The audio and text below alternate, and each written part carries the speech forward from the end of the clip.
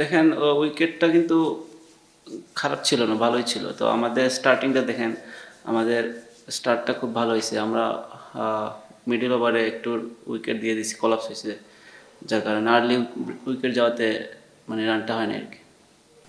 দেখেন আমাদের 3টা ম্যাচ যদিও দেখেন, আমাদের টু বি অনেস্ট আমরা batting up to the mark ওইরকম রান করতে পারি নাই। তো লাস্ট ম্যাচটা আমরা অলমোস্ট কাভার করছিলাম, মানে জিততে জিততে হেরে ফেলছি। তো it's parts and parcel for game.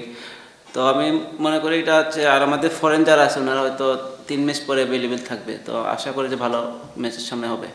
আলহামদুলিল্লাহ ফার্স্ট ম্যাচ খুব ভালো ভালো ছিল। আজকে হয়তো আমাদের রান কম, একটু অ্যাটাকিং করতে যেয়ে একটু রান লিক হয়েছে। তো একটু আমার কাছে মনে হয় একটু ভালো করা উচিত ছিল।